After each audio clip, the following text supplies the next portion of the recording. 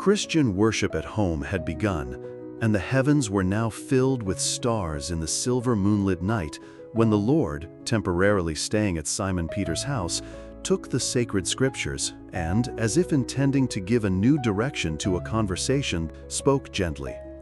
"Simon, what does the fisherman do when he goes to the market with the fruits of his labor?"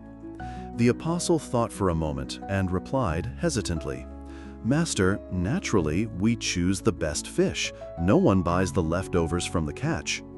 Jesus smiled and asked again, "And what about the potter? What does he do to carry out his task?" "Certainly, Lord," the fisherman responded, puzzled. "He shapes the clay, molding it into the form he desires." The heavenly friend, with a compassionate and thoughtful gaze, pressed on. "And how does the carpenter proceed to achieve the work he envisions?" The humble man answered without hesitation. "He works the wood. He'll use the adze and the saw, the hammer and the chisel. There's no other way to refine a rough piece." Jesus remained silent for a few moments, then added, "It is the same with the home in the eyes of the world. The household cradle is the first school and the first temple of the soul. A man's home is the true exporter of character to society. If the merchant selects his goods, if the carpenter cannot build a boat without shaping the wood to his intent, how can we expect a safe and peaceful society without refining the home first? World peace begins beneath the roofs that shelter us. If we don't learn to live in harmony within four walls, how can we hope for peace among nations?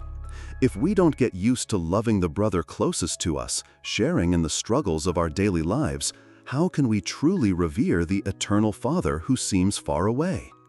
Jesus glanced around the modest room, paused briefly, and continued, "Peter, let us kindle here, among those who seek our fraternal help, a new light. The table in your home is the altar of your daily bread. It is there that you receive from the Lord the nourishment for each day. So why shouldn't it also be the planting ground for joy and peace through the way we speak and think? The Father who gives us wheat for the barn through the soil also sends us light through the sky.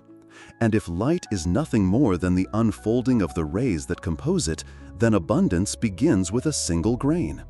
That is why the gospel wasn't born in the crowd, but rather in the humble shelter of shepherds and animals." Simon Peter looked at the Master with humble, clear eyes, and, not finding the right words to express himself, whispered shyly, "Master, let it be done as you wish." And so, inviting the apostles' family to uplifting conversation and higher reflection, Jesus unrolled the scrolls of wisdom and opened the very first Christian worship service in a home on earth.